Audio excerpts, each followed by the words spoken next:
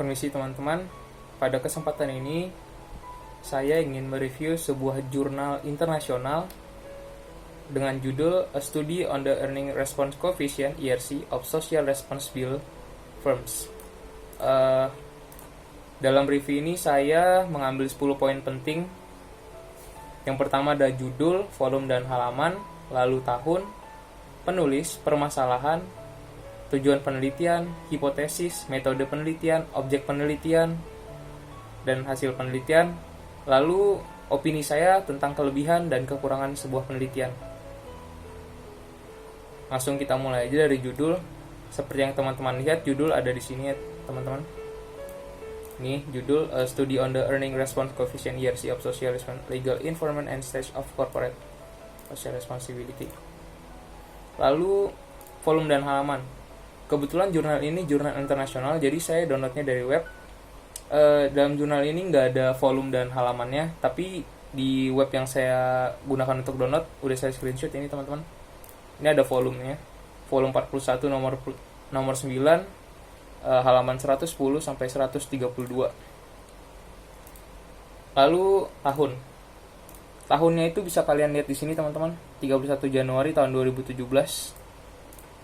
Lalu penulisnya Yo Chan Kim, In Sik Seul, Yun Sik Kang.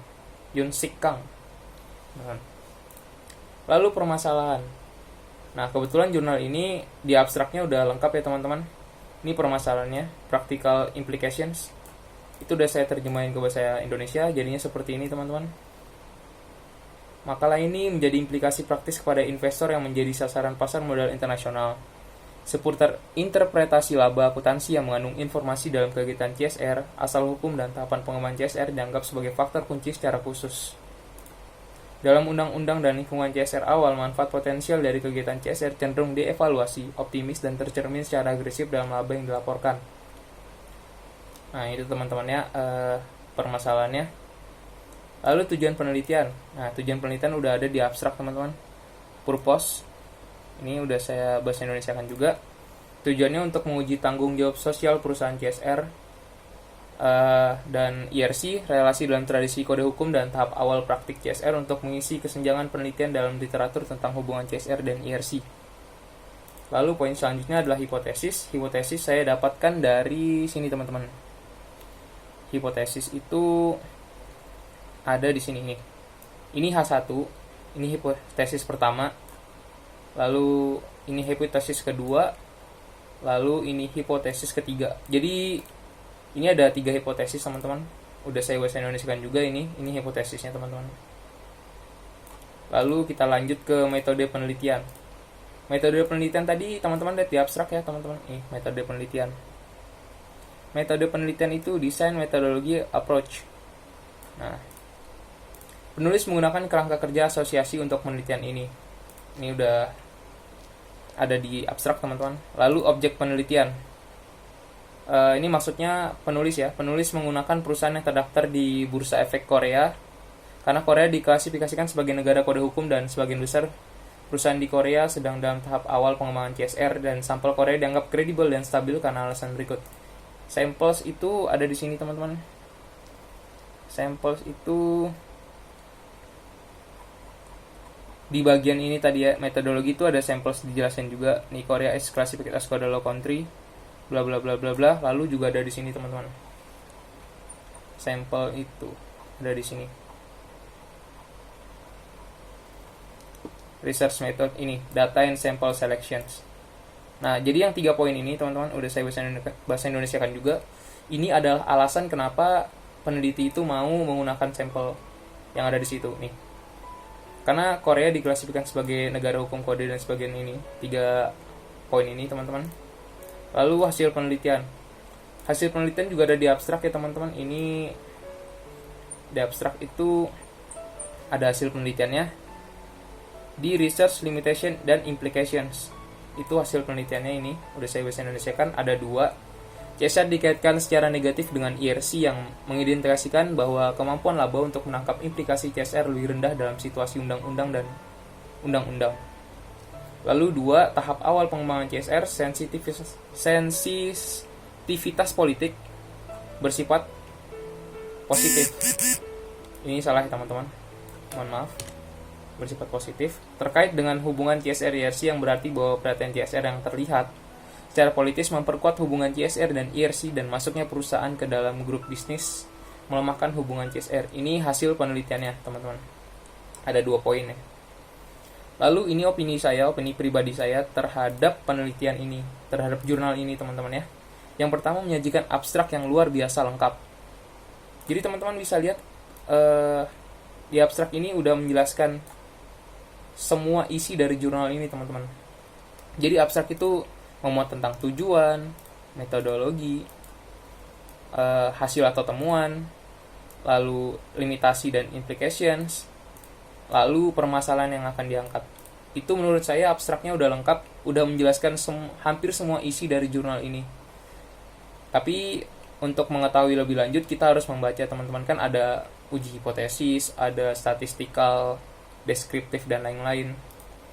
Lalu yang kedua, pemilihan sampel dan populasi dijelaskan secara rinci mengenai alasan memilih sampel dan populasi tersebut.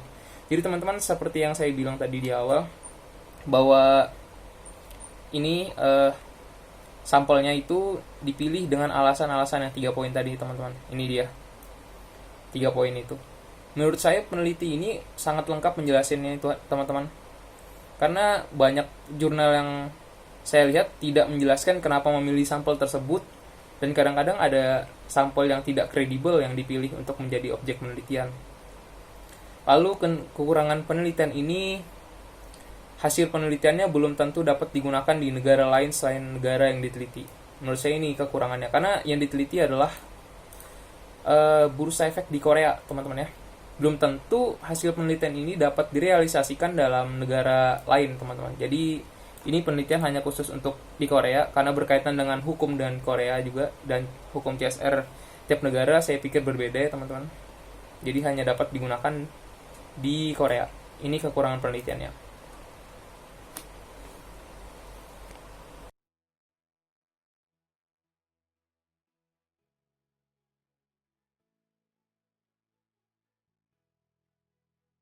Oke, lanjut review jurnal kedua, jurnal nasional, dengan judul Pengaruh Kepemimpinan, Motivasi, Kondisi Kerja, dan Disiplin Terhadap Kinerja Pegawai Kantor Sekretariat DPRD Kota Sorong. Lalu kita langsung masuk aja ke volume dan halaman. Volume dan halaman dapat teman-teman lihat di sini, volume 3, nomor 3, September tahun 2015, halaman 849 sampai 862. Tahun udah tentu 2015. Lalu penulisnya ada 2 orang, Yohanes Salutondok dan Agus Supandi Sugoto, dari Fakultas Ekonomi dan Bisnis, Program Magister Manajemen, Universitas Samratulangi, Manado. Emailnya bisa di sini, kalian lihat teman-teman ya. Lalu permasalahan. Biasanya permasalahan dalam jurnal nasional itu kebanyakan ditulis di latar belakang. Jadi latar belakang itu, nih teman-temannya permasalahannya, setiap organisasi membutuhkan sumber daya manusia yang berkualitas baik, pemimpin maupun anggota atau bawahan dalam mengerjakan tugas dan tanggung jawab untuk tercapainya tujuan. Lalu tujuan penelitian. Tujuan penelitian dapat dilihat di sini. Tujuan penelitian ini ada 5 teman-teman. Kepemimpinan, motivasi, kondisi kerja, serta disiplin secara simultan terhadap kinerja pegawai pada kantor sekretariat DPRD Kota Sorong. Ini teman-teman ada 5 poinnya. Tujuan penelitiannya. Lalu hipotesis. Nah, hipotesisnya bisa lihat di sini teman-teman. Nah, jurnal ini sedikit unik teman-teman ya. Biasanya kita temuin jurnal itu H1, H2, H3, tapi ini hipotesisnya langsung ditulis teman-teman ya, tanpa teori dan pembahasan lain-lainnya tentang hipotesis dan hipotesanya. Ini ada 5 poin. Kepemimpinan, motivasi kerja, dan kondisi kerja, serta disiplin kerja diduga berpengaruh secara simultan terhadap kinerja pegawai di kantor sekretariat DPRD Kota Sorong. Yang kedua, kepemimpinan diduga berpengaruh signifikan terhadap kinerja pegawai. Ketiga, motivasi kerja diduga berpengaruh signifikan terhadap kinerja pegawai. Yang keempat, kondisi kerja diduga berpengaruh signifikan terhadap kinerja pegawai. Yang kelima, disiplin kerja diduga berpengaruh terhadap kinerja pegawai. Lalu metode penelitian. Metode penelitian yang dipakai itu bisa dilihat di sini teman-teman ya. Ini jenis penelitian, lokasi, populasi sampel, sumber data. Ini metode penelitiannya. Metode analisis yang digunakan dalam penelitian ini adalah regresi linear berganda, termasuk di dalamnya koefisien korelasi berganda, koefisien determinasi berganda, serta uji T dan uji F. Lalu objek penelitiannya. Objek penelitiannya itu dilakukan di kantor sekretariat DPRD Kota Sorong, Provinsi Papua Barat. Penelitian ini dilakukan kurang lebih selama 3 bulan, yaitu bulan Februari, April tahun 2015. Pegawai yang ada di kantor sekretariat DPRD Kota Sorong, Provinsi Papua Barat sebanyak 44 orang. Itu objeknya teman-teman ya. Bisa dilihat di sini. Lalu 44 orang itu ada di sini. Lalu lanjut ke hasil penelitian. Hasil penelitian itu bisa lihat di bawah teman-teman, hasil penelitian.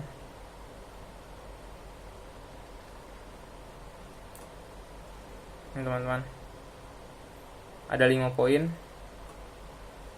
Dan tapi juga bisa dilihat di abstrak.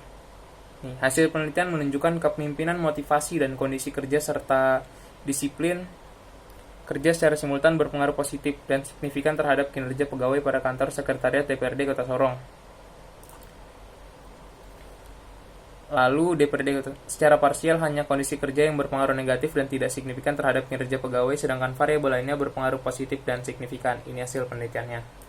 Lalu masuk ke opini saya pribadi tentang kelebihan penelitian ini. Yang pertama, kelebihannya itu menyajikan hasil penelitian secara lengkap, deskriptif, dan statistik ditampilkan. Nih, hasil penelitiannya lengkap teman-teman ya. Nih, ujinya juga lengkap. Penelitian ini menurut saya kompeten dan lengkap. Ini hasil analisisnya menunjukkan ini. Menurut saya udah lengkap. Lalu memberikan poin-poin secara jelas. Ini seperti tujuan penelitian, itu jelas teman-teman ya. Ini dasar-dasar teorinya, manajemen kepemimpinan, motivasi, kondisi kerja dari pegawai. Lalu ada penelitian terdahulunya, poin-poinnya jelas, hipotesa, jenis penelitian, lokasi, populasi sampel, sumber data, metode analisis data, sampai uji-ujinya juga teman-teman menurut saya udah jelas. Lalu peneliti memberi saran kepada objek penelitian. Ini ada di bawah teman-teman. Penelitinya memberi saran. Nih. Memperhatikan kondisi kerja pegawai dengan cara meningkatkan pendapatan para pegawai atau memperbaiki lingkungan kerjanya. Karena hasil penelitian menunjukkan bahwa kondisi kerja menurut para responden merupakan variabel yang paling lemah. Lalu yang kedua, hasil temuan juga menunjukkan disiplin kerja pegawai perlu ditingkatkan. Jadi penelitinya memberikan saran kepada objek penelitiannya. Lalu menurut saya kekurangan penelitiannya. Pada bagian objek penelitian itu sampelnya ada 44 teman-teman pegawai di kantor DPRD Kota Sorong. Nah menurut saya itu nggak dijelaskan secara rinci teman-teman ya.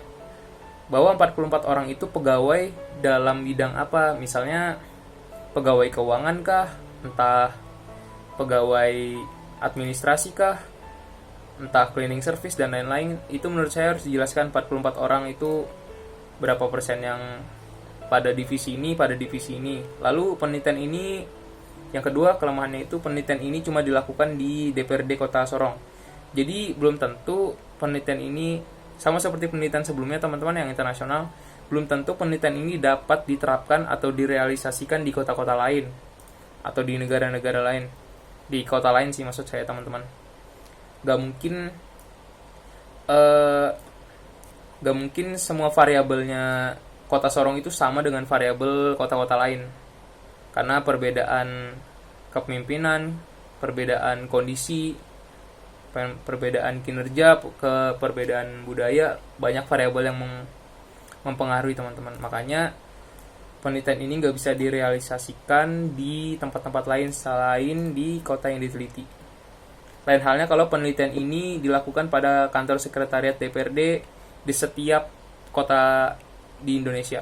Itu menurut saya lebih dapat diterapkan atau direalisasikan dalam seluruh kota, teman-teman. Sekian review jurnal dari saya. Mohon maaf kalau ada salah kata dan salah bahasa. Saya juga masih belajar teman-teman. Mohon bimbingannya. Kalau ada salah mohon di komen ya teman-teman. Semoga video ini bermanfaat. Terima kasih.